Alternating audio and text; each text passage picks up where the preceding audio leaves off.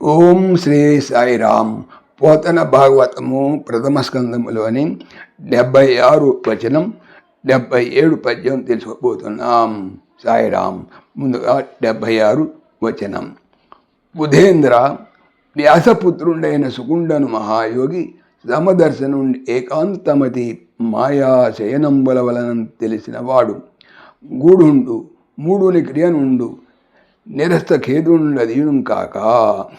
బుధ జ్ఞానులలో ఇంద్ర శ్రేష్ఠుడా, వ్యాసుని యొక్క పుత్రుండు కుమారుడు అయినట్టి సుకుడు అనే మహా గొప్ప యోగి సమదర్శనుండు, సర్వమును సమానముగా చూచువాడు, ఏకాంతముగా ఒంటరిగా, ఏకాంత అంటే ఏకాంతముగా లేక ఒంటరిగా, మతి ఉండగోరువాడు, మాయ శయనంబు దాగిన తావు వలనన్ గురించిన తెలిసినవాడు, మర్మము తెలిసినవాడు.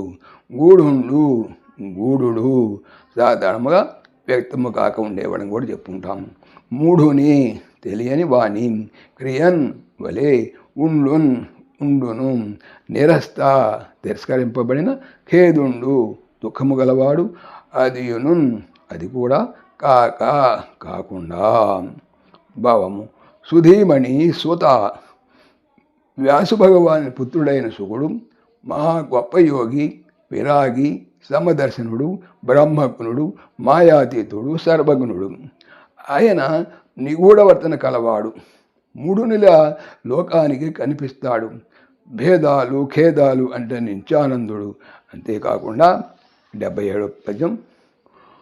సుకుడు కోచియులేక జనంసు చిత్తోయములందు, సుకుడు గోచియులేకపై చనచూచితోయములందు,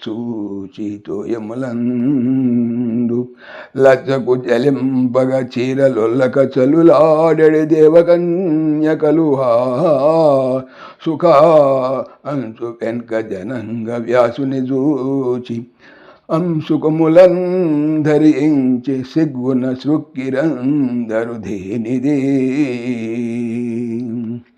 సుకుడు గోచి కూడా లేకుండా బయట చనన్ వెళ్ళుచుండగా, చూచి కూడా తోయములు నీటి, అందున్ లోపల, లజ్జ సిగ్గు, అనగాకు చెలింపగా ఓడకుండా, చీరలను ఒల్లక అనగా కోరక, చల్లులాడి జలకాలాడే దేవలోకపు